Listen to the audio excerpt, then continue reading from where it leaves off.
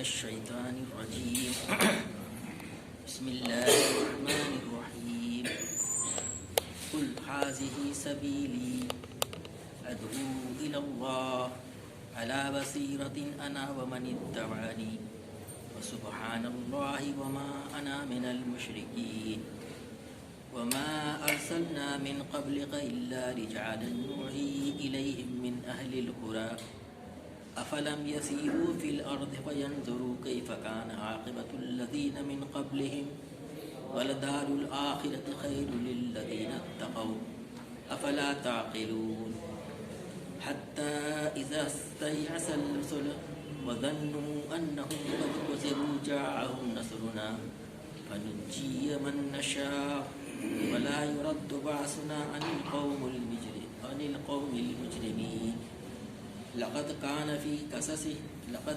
في قصصهم عبرة لأولي الألباب من كان حديثا يفترى ولكن تصديق الذي بين يديه وتفصيل كل شيء وهدى ورحمة لقوم يؤمنون صدق اللہ العظیم. یہ سورہ یوسف کے آخری 12ویں رکوع کی آخری 4 آیات 108 تا 103 111 کی تلاوت کی گئی ہے. آپ کے سامنے ان آیات کریمہ کا ترجمہ اس طریقے سے ہے: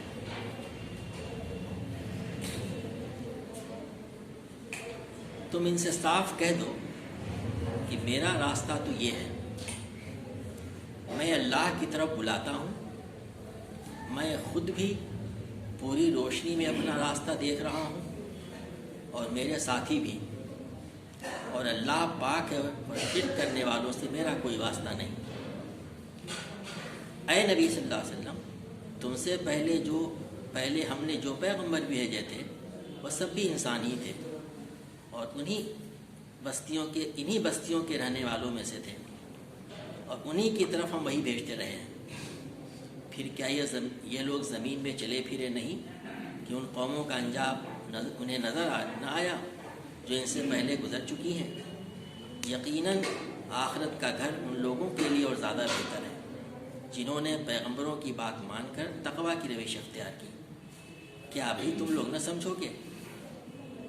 بریکٹ میں ہے، پہلے پیغمبروں کے ساتھ بھی یہی ہوتا رہا ہے کہ وہ مدتوں نصیحت کرتے رہے اور لوگوں نے سن کر جواب نہ دیا، یہاں تک کہ جب پیغمبر لوگوں سے مایوس ہو گئے اور لوگوں نے بھی سمجھ لیا کہ ان سے جھوٹ بولا گیا تھا تو یکایک ہماری مدد پیغمبروں کو پہنچ گئی.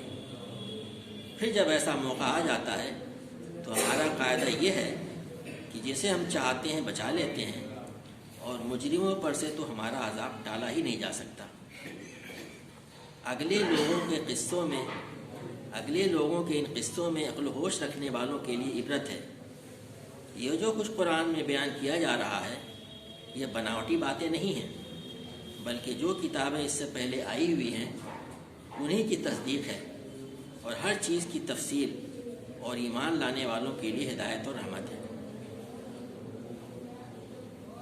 سورہ یوسف پچھلے کئی ماہ سے ہمارے مطالعے میں تھا اور آج یہ اس کی آخری 4 آیات کی تلاوت کی گئی. 108 نمبر کی آیت پچھلے ہفتے بھی تلاوت میں اور مطالعے میں آ چکی ہے، لیکن ترتیب کیا کہتے ہیں اس کے اسے تعلق کی وجہ سے جو مضمون آگے بیان کیا جا رہا ہے اس کو بھی تلاوت کی گئی اور اس پہ تھوڑی روشنی ڈالی جائے گی. جیسا بتایا گیا تھا کہ یہ مکی صورت ہے اور مکے کے اس ماحول میں نازل ہوئی تھی جب اللہ کے نبی صلی اللہ علیہ وسلم اسلام کی دعوت یعنی جو توحید کی دعوت ہے لوگوں کے سامنے پیش کر رہے تھے اور کوئی سن کے نہیں دے رہا تھا، کوئی مان کے نہیں دے رہا تھا. اور یہی نہیں بلکہ ہر طریقے سے اس کی مخالفت ہو رہی تھی. طرح طرح کی کس بیانیاں، ان کے خلاف پروپیگنڈے، ہر طرح کے مخالفتوں کا ان کا ہوا تھا. طرح طرح کے پروپیگنڈے کیے جا رہے تھے اور ہر طریقے سے زد دینے کی کوشش کی جا رہی تھی، بالکل اسی طرح سے جیسے کہ آج کل کے ماحول پوری دنیا میں بنا ہوا ہے. اسی میں اس قسم کی بھی چیز رہتی کہ طرح طرح کے سوالات میں الجھا دینا. تو غالباً یہودیوں کی ایما پر اہل قریش نے نبی صلی اللہ علیہ وسلم سے یہ سوال کیا کہ حضرت ابراہیم علیہ السلام تو کنعان میں رہتے تھے، یہ کیسے ہوا کہ بنی اسرائیل جو مصر پہنچ گئے، ظاہر ہے کہ آج کل تو سفر بہت آسان ہے، اس زمانے میں الگ ملک تھا، الگ علاقہ ہی تھا بالکل یہ. تو ان کا خیال تھا کہ ان کو تو معلوم ہوگا نہیں ہے اور ان کا پول کھل جائے گا، نعوذ باللہ، ایسی کچھ بات. لیکن اللہ تبارک و تعالیٰ نے پوری صورت نازل کر کے ایک ہی تقریر میں پوری بات آپ نے سنا دی ہے، بالکل صحیح واقعہ بیان کر دیا. اس تفصیل ہمارے پیچھے آ چکی ہے اور وہ بالکل جو ہے ہکا بکا ہی سے کہنا رہ گیا وہ. لیکن جو مان کے دینے والے نہیں ہیں ان کو ایک کے اوپر ایک اعتراضات نہیں کرنے ہیں اور نہ ماننے کے ان کو بہانے چاہیے. یعنی ماننے کے لیے دلیل نہیں چاہیے بلکہ نہ ماننے کے لیے بہانے چاہیے، اس کی تلاش میں رہا کرتے ہیں وہ. دعوت کا کام کرنے والوں کے لیے جو ہر مسلمان کا فرض منصبی ہے یہ پیش نظر رہنا چاہیے کہ دعوت تو ہمیں کرنی ہے، یہ آگے آ رہی ہے، لیکن اس کے نتیجے میں کیا کچھ ہوگا یہ قرآن پوری طور سے بتاتا ہے. اب اگر مقصد صرف یہ ہوتا کہ نبی صلی اللہ علیہ وسلم نے ان کو بتا دیا کہ حضرت یوسف علیہ السلام کے کیسے وہاں گئے تھے اور بنی اسرائیل اس طرح سے وہاں پہنچے، تو بات 11ویں رکوع پہ ختم ہو گئی ہوتی. لیکن اصل مقصد قرآن کا یہ نہیں ہے، اصل مقصد وہ ہے جو اس آخری رکوع میں بیان کیا جا رہا ہے اور بیچ بیچ میں بھی آیا تھا، یعنی دعوت اللہ. اسی طرف یہاں بھی اشارہ کیا جا رہا ہے، اس پہ غور کیجیے. فرمایا جا رہا ہے قل، اے نبی صلی اللہ علیہ وسلم آپ ان لوگوں سے کہہ دیجیے، ھذہ سبیلی ادعو الی اللہ، میرا راستہ تو یہ ہے، کیا ہے؟ ادعو الی اللہ، میں اللہ کی طرف بلاتا ہوں، یہی میرا کام ہے، یہی میں کر رہا ہوں. گویا کہ ہمیں تعلیم دیا ہے یہی ہمیں کرنا چاہیے. کیا؟ ادعو الی اللہ، اللہ کی طرف بلانے کا کام. پھر کہا جا رہا ہے علی بصیرہ، یہ بہت امپورٹنٹ ہے. بصیرہ لاتے ہیں ناک کے دیکھنے کو، کہنا ہے کہ بالکل جیسے کہا ہے کہ پوری روشنی میں اپنا راستہ دیکھنا. اس کا کمپریہنسو معنی پورے کنوکشن کے ساتھ میں کس بات کا راستہ دیکھنا ہے، پوری روشنی میں اپنا راستہ دیکھ رہا ہوں. اس بات کا یقین اور اعتماد کہ یہ دعوت حق ہے، توحید پر پورا اعتماد کہ توحید ہی حق ہے، باقی باطل ہے، شرک باطل نہیں ہے. ایک اللہ کو خالق، مالک، رب اور وہی حاکم الحاکمین، سب کچھ اس کو ماننا، اس کی صفات جو مطالبہ کرے اس کو پورا کرنا. نبی صلی اللہ علیہ وسلم کی نبیت پہ پورا یقین ہونا کہ آپ نبی اللہ تعالیٰ کے پیغمبر بن کے آئے ہیں، آپ کی اتباع ہمیں کرنی ہے. آخرت پہ پورا یقین، ایسا یقین جیسے آدمی سے دیکھ رہا ہو، اللہ بصیرہ. جو شخص آخرت کی جواب دہی کا احساس رکھے گیا، کیا اس کا معاملہ وہی ہوگا جو ہمارا ہے؟ کہ محسوس ہی نہیں ہوتا کہ ہمیں اللہ کے وہاں جواب ہی نہیں ہونا، بلکہ لوگ کہتے بھی ہے میں اللہ کو جانا نہیں ہے. کیا ہوتا ہے اس کا مطلب یہ ہے، یعنی جو شخص اللہ پہ ملاقات کا یقین رکھتا ہو، آخرت پہ یقین رکھتا ہو، اس کی زندگی ویسی نہیں جیسی ہماری آج کل ہو رہی ہے. تو یہ اس کا کنوکشن ہو، اس کے پاس اس بات کا کنوکشن کہ حق بات یہی ہے، شرک باطل ہے اور اسی کی طرف پورے دنیا کو بلانا ہے. یہی کام نبی صلی اللہ علیہ وسلم کر رہے تھے. اور فرمایا جا رہا ہے علی بصیرۃ انا ومن اتبعنی، میں بھی اور میرے ساتھ جو لوگ ہیں، یعنی وہ صحابہ کرام جاتا نہیں. ان کی یہاں کچھ توصیف بھی فرما دی، ان کا کیا کام تھا. نبی صلی اللہ علیہ وسلم بھی دعوت کا کام کر رہے تھے اور وہ لوگ کیسے انفرادی طور سے، اجتماعی طور سے بہت کم ہوتا تھا. مکی دور ہے یہ، اپنے اپنے دوستوں سے ملنا، جن کے ساتھ لوگ ہیں، اپنے قول سے، اپنے عمل سے. اس ملک میں بلکہ پوری دنیا میں یہی کام کیا جانا چاہیے. جماعت یہ کام کرتی ہے، کرنا چاہیے لوگ. اور اس کے طریقے جو ہوتے ہیں قولی، اگر مواقع اس کے نا جیسا آج کل ہوتا جا رہا ہے کہ آدمی ڈر رہا ہے نام لینے سے بھی، تو عملی تو کرنا ہی کرنا ہے کہ ہمارے عمل سے پوری دنیا کو معلوم ہو جائے ایک اللہ کو ماننے والے، توحید کے ماننے والے کیسے ہوتے ہیں، ان کے اخلاق کیسے ہوتے ہیں، ان کے کردار کیسے ہوتے ہیں، ان کے معاملات کیسے ہوتے ہیں، ان کی پوری زندگی لوگوں کے سامنے ہو. اسی چیز کا مشاہدہ ہو. اس میں علی بصیرہ، میں بھی یہ دعوت کا کام کر رہا ہوں، بلا رہا ہوں اللہ کی طرف، اور میرے ساتھی لوگ بھی پوری روشنی کے ساتھ، ان کی پورے کنوکشن کے ساتھ میں. یہ بھی یقین ہونا چاہیے اس کنوکشن میں کہ یہ دعوت حق ہے، اس پہ ہمیں دیتے رہنا ہے اور اللہ تعالیٰ کی طرف سے مدد نصرت آئے گی، اس کے مطالبے کو پورا کریں گے. تو یہ تمام چیزیں اس علی بصیرہ میں شامل ہیں. اس کے بعد سے کہا ہے وسبحان اللہ، اللہ تعالیٰ پاک ہے، شرک سے بالکل پاک. اللہ تعالیٰ کیا ہے؟ ان تمام برائیوں سے، ان تمام صفات سے جس کو کہ وہ متصف کرتے ہیں اللہ سے، اس سے بالکل بری ہے. تو اخلاص میں اللہ کی تعریف بیان کر دی ہے. قل هو اللہ احد اللہ الصمد لم یلد ولم یولد ولم یکن لہ کفوا احد. آیت الکرسی میں پوری تعبیر بیان ہے، پورا قرآن بھرا پڑا ہے، لیکن مثال کے طور پہ سورہ اخلاص ہے، آیت الکرسی ہے، وہ اللہ کیا ہے، اس کی کیا کیا صفات ہے، وہ کیا کرتا ہے، اور پھر اس بات کا اعلان ایسے ماحول میں وما انا من المشرکین، اور میں مشرکوں میں سے نہیں ہوں۔ میرے بزرگوں اور دوستو، یہی کام ہمیں کرنا ہے، پوری امت کو کرنا ہے، انفرادی طور سے بھی اجتماعی طور سے، کہ لوگوں کو اللہ کی طرف دعوت دینا، شرک سے بیزاری، اور کہنا کہ میں مشرکوں میں سے نہیں ہوں، نو کمپرومائز کسی اس معاملے میں، ایک حکمت کے ساتھ دی جائے گی، قرآن میں آیتیں اس کے بارے میں کہتی ہیں۔ اب یہ بات جب کہی جا رہی ہے تو اعتراض کرنے میں کچھ اعتراض کرنا ہے۔ ان کا اگلا اعتراض کیا ہے کہ صاحب اچھا یہ کیا بات ہوئی کہ ہماری درمیان میں ایک شخص پیدا ہوا، یہیں پلا بڑھا، یہیں جوان ہوا، اب اس کو ہم نبی بھی مان لیں؟ اچھا ہدایت کے لیے کوئی فوق البشر چیز ہوتی، کوئی جن آتا، کوئی فرشتہ آتا وغیرہ آتا، طرح طرح کے اعتراضات، یہ تو ہمارے درمیان میں سے تھا، کہیں باہر سے کوئی آتا تھا، باہر سے آئے لوگ۔ یہ ایک اگلی آیت میں تمام چیزوں کی ترتیب کی گئی، کہا جائے گا وما ارسلنا من قبلک الا رجالا نوحی الیہم من اہل القری۔ اے نبی صلی اللہ علیہ وسلم، تم سے پہلے ہم نے جو پیغمبر بھیجے تھے وہ سب بھی انسانی تھے، وہ جنوں میں سے نہیں تھے، وہ فرشتوں میں سے نہیں تھے، انسانوں کی ہدایت کے لیے انسان ہی ہو سکتا ہے، اور انہی بستیوں کے رہنے والوں میں سے تھے، کہ باہر سے نہیں آ گئے تھے، وہ لوگ انہی کے درمیان میں رہتے تھے۔ ہاں فرق یہ تھا نوحی الیہم، ہم نے ان کی طرف وحی بھیجی تھی، وہ بھی انسان تھے، انہی بستیوں کے تھے، ان پہ ہم وحی بھیجتے تھے، ان کے ذریعے سے ان کی ہم نے تربیت کی تھی۔ انبیاء کرام کیا ہوتے ہیں اس کی تفصیلات ہم جانتے ہیں۔ اب اس میں لوگوں نے کئی معنی اور بھی نکالے ہیں۔ اس میں یہ کہا گیا ہے الا رجالا، رجال کا مطلب رجل سے بنا ہوا یعنی آدمی، تو کچھ لوگوں نے اس کے معنی یہ بھی لیے ہیں کہ وہ صرف مرد ہوئے ہیں، عورتیں نبی نہیں ہوئی ہیں۔ حالانکہ عام طور سے مفسرین نے اس کا مطلب یہ لیا کہ انسان تھے وہ، لیکن چونکہ لفظ رجال استعمال کیا کہ اسے کہا ہے کہ وہ مرد ہی تھے، لیکن مفسرین نے یہ بھی کہا ہے کہ ہمیشہ انبیاء کرام جو ہیں، رسول جو ہیں، وہ مرد ہوئے ہیں، عورتیں نہیں ہوئی ہیں،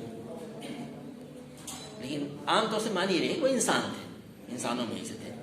پھر کہا گیا من اہل القری، اس کے ایک معنی یہ لے گئے کہ انہی بستیوں کے رہنے والے تھے، کوئی باہر سے نہیں آئے ہوئے تھے، باہر لوگ باہر نہیں جانتے کون لوگ ہیں، کیسے رہے۔ اب اس کے اور معنی لیے گئے بہت اچھے، اس کے تفصیل میں بات بیان کی گئی۔ اہل القری کیوں کہا گیا؟ بستیوں کے رہنے والے تھے۔ انہوں نے کہا کہ صاحب بستی سے مراد گاؤں بھی ہو سکتا ہے، قصبہ بھی ہو سکتا ہے، اور سٹیز اور شہر بھی ہو سکتے ہیں، یعنی اسے کہتے ہیں کمیونٹی جہاں پہ لوگ ہیبیٹیشن ہوتا ہے، شہری زندگی جسے ہم کہتے ہیں۔ ان کے آداب و اطوار ان لوگوں سے بالکل ڈفرینٹ ہوتے ہیں جو لوگ کیا کہتے ہیں اہل بادیہ ہوتے ہیں، صحرا نشین۔ کیا وہ لوگوں نے کہا بس یہ نہیں کہ صحرا نشین جو ہوتے ہیں وہ طبیعت کے ذرا سخت ہوتے ہیں، اخلاق میں ذرا کھردرے سے ہوتے ہیں وہ، لیکن جو لوگ شہر کے رہنے والے ہوتے ہیں، شہر سے مراد یعنی آج کل کسی چیز مطلب نہیں، جس طرح کمیونٹیز میں رہتے ہیں، ان کی آداب اخلاق تمام کی تمام کی جو ہوتی ہے وہ کمیونٹیز میں رہتے ہیں، اور وہ بڑے ہی نیک ہوتے ہیں، اور انسانوں کی رہنمائی کے لیے ایسے ہی لوگ ہو سکتے ہیں۔ تو لوگوں نے کہا ہے کہ تمام کے تمام انبیاء کرام وہ قریہ سے تھے، یعنی آبادیوں میں سے تھے، وہ صحرا نشین لوگ نہیں تھے۔ گویا کہ ان کی اللہ تعالیٰ نے ہر طریقے سے تربیت کی تھی کہ کس طریقے سے لوگوں کے درمیان میں رہ کر کے بات چیت کرنا، ان کے اخلاق یہ بالکل لطیف مزاج، نرم مزاج قسم کے نبی صلی اللہ علیہ وسلم کے بارے میں جو تعریف آتی ہے وہ سب جانتے ہیں وہ، تو اس کے معنی یہ بھی لیا گیا ہے۔ لیکن ایک عمومی معنی یہ ہوں گے کہ وہ بستیوں کے رہنے والے تھے، کہیں باہر سے نہیں آ گئے تھے وہ، اور وہ انسان تھے۔ اب کہا جا رہا ہے افلم یسیروا فی الارض، کیا یہ لوگ زمین میں چلے پھرے نہیں؟ فینظروا کیف کان عاقبۃ الذین من قبلہم، تاکہ وہ دیکھتے کہ ان لوگوں کا کیا حال ہوا جو ان سے زیادہ پہلے گزر چکے ہیں۔ مکے کے لوگ گزرتے تھے اپنے سردیوں گرمیوں کے سفر میں، انہوں نے عاد کے، سمود کے، اہل مدین کے، قوم لوط کے حالات ان کو معلوم تھے کہ جن لوگوں نے انبیاء کرام کی بات نہیں مانی، شرک کیا، ظلم ذاتی کیا، ان کا کیا انجام ہوا، کیا انہوں نے دیکھا نہیں؟ اس کے بعد سے کہا گیا ہے اس کے برخلاف کہ جن لوگوں نے انبیاء کرام کی بات مان لی ان کی زندگیاں کیسی ہوئی، وہ کیسے لوگ ہوئے ہو۔ لیکن یہ تو دنیا کا معاملہ ہے، کہا گیا ہے وَلَدَارُ الْآخِرَةِ خَيْرٌ لِلَّذِينَ اتَّقَوْا، لیکن وہ لوگ جو پیغمبروں کی مان کر تقویٰ کی روش اختیار کی ان کے لیے تو اصل زندگی تو آخرت ہے، وہ تو بہت بہتر ہے، لیکن دنیا میں ان کا اچھا حال ہوا جنہوں نے انبیاء کرام کی بات کو مانی اور ان کی پیروی اختیار کر لی۔ افلا تعقلون، کیا تم عقل نہیں رکھتے؟ قرآن جگہ جگہ عقل کو اپیل کرتا ہے۔ بدقسمتی سے ہمارے وہاں عقل کو کہا گیا کہ نہیں، اس کی ضرورت نہیں ہے یہاں پہ، بس ہم جو کہنا سن لیا جاؤ۔ بار بار کہتا ہے افلا تعقلون، تمہیں عقل نہیں ہے؟ دنیا کے تمام معلومات میں خوب زیادہ عقل سے، دانش مندی سے کام لیا جا رہا ہے، معمولی چیزوں کے لیے جس کے بارے میں پتہ بھی نہیں کہ اس سے کیا فائدہ ملے گا کیا نہیں، لیکن دین کے معاملے میں، اسلام کے معاملے میں، جس سے ہماری آخرت کی زندگی وابستہ ہے، عقل سے ہم کام نہ لیں گے، تدبر سے کام نہیں لیں گے۔ کہا فلا تعقلون، کیا تم عقل نہیں رکھتے؟ اس سے تم سبق حاصل نہیں کرتے؟ یہ قرآن پاک جگہ جگہ اس طرح سے متوجہ کرتا ہے کہ لوگ چلتے پھرے آثار قدیمہ کو دیکھیں کہ کیسے پرانی سویلائزیشن تباہ و برباد ہو گئی۔ قرآن جگہ جس کی تباہ ہے، یہاں بھی اس نے حوالہ دیا ہوا ہے۔ آپ بھی اگر مطالعہ کریں تاریخ وغیرہ کا تو اس میں کہا تھا کہ سویلائزیشنز کیسے ختم ہوئی، اس پہ اچھے خاصے مواد موجود ہوتے ہیں، لیکن ہر جگہ صرف وہ لوگ یہی کہا کریں گے کہ صاحب وہ ان کے اندر میں یا تو کہیں کہ پاپولیشن بہت بڑھ گئی، یا وہ کہیں کہ صاحب کہ ان کے کھانے پینے کے ذرائع کم ہو گئے تھے، یا پھر کہ وارفیئر، جنگیں۔ لیکن ظاہر ہے کہ یہ مان لیں کہ ان کی تباہیاں، ان کی بربادیاں اور ان کا جو پیرش اس لیے ہوئے کہ انہوں نے اللہ کے رسولوں کی بات نہیں مانی، بغاوت کرنے لگے وہ، تو پھر مسئلہ یہ ماننا پڑے گا بات یہ، تو یہ نہیں کہیں گے وہ لوگ، بلکہ صرف یہ کہیں گے کہ آپس میں جنگ ہونے لگی تھی، کوئی بات ہو گئی تھی، ختم ہو گئی تھی۔ نہیں، آپ تلاش کیجیے گا، یہ ملے گا کہ سویلائزیشنز بڑی بڑی ہمارے ملک میں بھی بہت مشہور کچھ ہے، وہ کیسے ختم ہو گئی تھی، تو یہ کہیں گے صاحب ایسی کچھ بات ہو گئی تھی، سیلاب آ گیا۔ مثال کے طور پہ ہمارے یہ موہنجوداڑو اور ہڑپا کے لیے کہا جاتا ہے کہ سندھ نگی میں سیلاب آیا، اور کئی بار سیلاب آیا، لیکن وہ لوگ تنگ آ کر کے ختم ہو گئے۔ اللہ تعالیٰ کا عذاب رہا ہوگا، نافرمانیاں انہوں نے کی ہوں گی، یہی اللہ قرآن پاک کہتا ہے۔ تو یہ چیز ہم سے اس سے سبق حاصل کرنا چاہیے ان آثار قدیمہ سے، نہ کہ صرف وہ ایک سیر و تفریح کی جگہ ہو۔ اب اللہ تبارک و تعالیٰ اس آیت میں جو آگے آ رہی ہے، اس میں وہ بتا رہا ہے کہ یہ اللہ تعالیٰ جو ہوتا ہے بہت ڈھیل دیتا ہے لوگوں کو سدھرنے کا، قوموں کو، انبیاء کرام کو بھیجتا ہے، اس کے بعد سے طرح طرح سے ان کو جو ہے ڈھیل دیتا رہتا ہے، کبھی سمجھ جائے ابھی سمجھ جائے، اس میں ایک آدھ لوگ بھی جو ایمان لے آئے تب تک ڈھیل دیتا رہتا ہے، کبھی کبھی بہت زیادہ طور پکڑتا ہے۔ حضرت نوح علیہ السلام کا تو واقعہ قرآن پاک میں درج کر دیا گیا ہے، 950 سال آپ کا نبوت کا واقعہ، تب آپ نے بد دعا کیا، اللہ ایک بھی مت چھوڑی۔ تو کہا جا رہا ہے حتی اذا استیأس الرسول وظنوا انہم فقد کذبوا جاءهم رسولنا، قرآن بریکٹ میں لکھا ہے کہ پہلے پیغمبروں کے ساتھ بھی یہی ہوتا رہا ہے کہ وہ مدتوں نصیحت کرتے رہے اور لوگوں نے سن کر جواب نہ دیا۔ یہ بریکٹ آپ کہتے ہیں۔ اب وہ حتی اذا استیأس الرسل، یہاں تک کہ جب پیغمبر لوگوں سے مایوس ہو گئے اور لوگوں نے بھی سمجھ لیا کہ اسے جھوٹ بولا گیا تھا۔ پیغمبر کی مایوسی کا کیا مطلب ہے؟ اب ایمان لا کے نہیں دیں گے، اس بات سے مایوس ہو گئے۔ اور جو کفار مشرکین تھے جن تک دعوت پہنچائی جا رہی تھی، وہ شروع میں تو ڈرے کہ بھی باقی ہو سکتا عذاب آ جائے، لیکن جب بہت زیادہ وقت گزر گیا، کئی جنریشن ختم ہو گئی، عذاب آگے نہیں دے رہا ہے، تب وہ ٹھیک ہو گئے اور یہ کہنے لگے لگتا ہے جھوٹ کہا گیا تھا ان لوگوں سے کہ عذاب آیا، کچھ ایسا کچھ آنے ہونے والا نہیں ہے، اس طرح کہا جاتا ہے۔ کفار میں کہنے لگے ہیں، بہت سارے ماہر ہو لے کہ اس پہ اصل مانی لوگوں نے زیادہ اسی بھی اتفاق کیا ہے کہ یہ کفار جو ہیں ان کو کہنے لگے کہ اچھا جھوٹ بولا گیا تھا پیغمبروں سے کہ عذاب آئے گا اگر تمہاری بات نہیں مانو گے تو آئے گا ہے۔ اور پیغمبر بھی اس بات سے مایوس، اس معنی میں مایوسی نہیں کہا کہ مایوسی کفر ہے، بلکہ اس بات سے مایوس ہو جانا اب یہ ایمان لانے والے نہیں ہیں، اس بات سے مایوس ہو جانا، ورنہ ہمیں یہ اللہ تعالیٰ کی فتح آئے گی، اللہ تعالیٰ کی نصرت آئے گی، اور اللہ تعالیٰ اپنے وقت پر جو اس نے متعین کیا ہوگا اپنا فیصلہ فرمائے گا، اس پہ میں کوئی شبہ نہیں ہونا چاہیے۔ اور انبیاء کرام علیہ الصلوۃ والسلام کو تو سب سے زیادہ یقین ہوتا ہے اس میں، اس معنی میں یہاں پہ مایوسی کا لفظ استعمال کیا گیا۔ ایسے موقع پہ آتا ہے قد جاءہم نصرنا، تب یکایک ہماری مدد پیغمبروں کو پہنچ گئی۔ اس سے کیا سبق ملتا ہے ہمیں بہت صبر سے، اسے کہتے ہیں پرسیویئرنس، استقامت سے دعوت کا کام کرتے رہنا ہے، اپنے قول سے، اپنے عمل سے۔ اللہ تعالیٰ کا فیصلہ اپنا فرمائے گا۔ ہم کچھ تو کرتے نہیں ہیں، لیکن ہمیشہ دن رات دعا کرتے رہتے ہیں کہ صاحب فلاں چیز ہو جائے، فلاں چیز ہو جائے، فلاں چیز ہو جائے۔ اور یہاں کیا فرمایا جا رہا ہے؟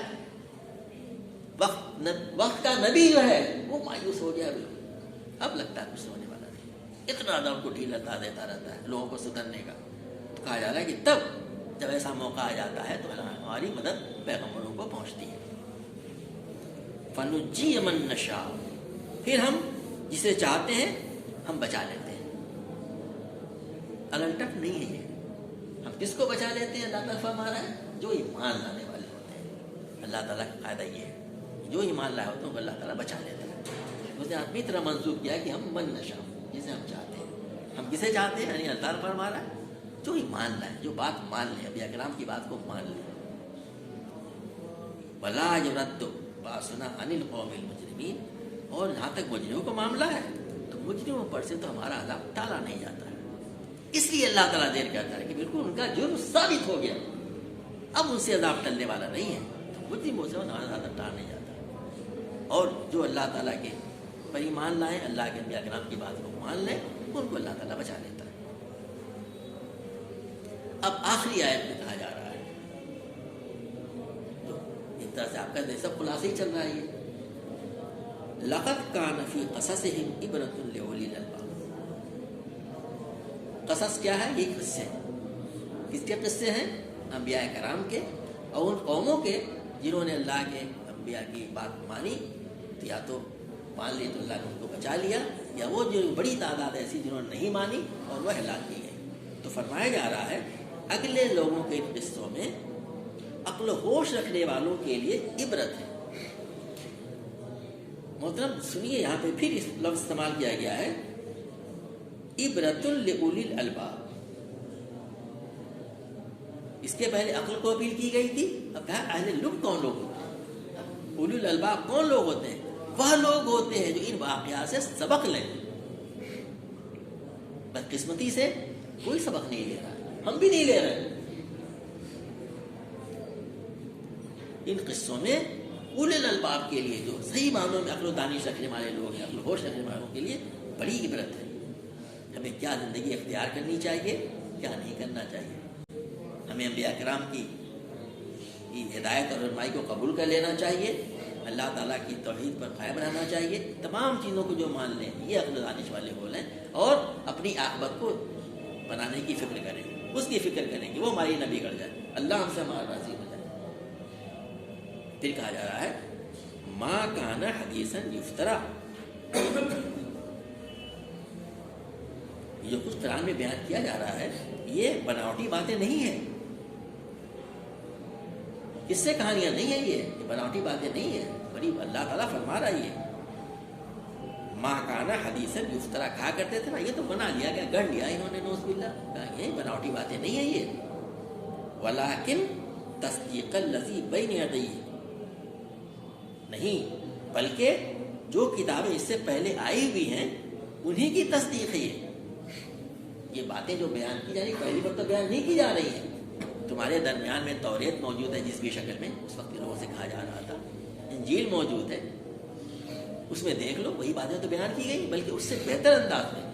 چنانچہ آپ نے سنا دروس میں کہ بائبل میں اسی قصے کو کیسے کیسے بیان کیا گیا، اس کے برخلاف قرآن پاک کا واقعہ کتنا یعنی بالکل ویسے ہی ہے جیسا کہ ہونا چاہیے، اس میں کسی قسم کی کوئی آپ کمی نہیں نکال سکتے، جبکہ بہت سارے اس میں لاکھنا اور جھول پائے جاتے ہیں ان کتابوں میں جو موجودہ کتابیں دوسرے مذاہب کے پاس ہیں، ہے کہ اس کی تصدیق کرتی ہے۔ وَتَفْصِيلَ كُلِّ شَيْءٍ، اور اس میں ہر چیز کی تفصیل ہے۔ اب یہاں پہ تفصیل سے کیا مراد ہے؟ یعنی اس چیز کی تفصیل جو انسان کی ہدایت اور رہنمائی کے لیے ضروری ہے۔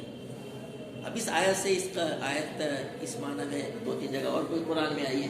اب آدمی سے یہ مراد لینے لگے کہ ہر چیز کی تفصیل موجود ہے، چنانچہ ہم سائنس کی تفصیلات بھی معلوم کریں، جنگلوں کی بھی اور بیالوجی کی بھی. اس کا مطلب یہ نہیں ہے، بلکہ ہدایت اور رہنمائی کے لیے جو اس قرآن کا اصل مقصد ہے، اس کے لیے جو جو باتیں ہونی چاہیے وہ تمام تفصیلات اس قرآن میں دی ہوئی ہیں.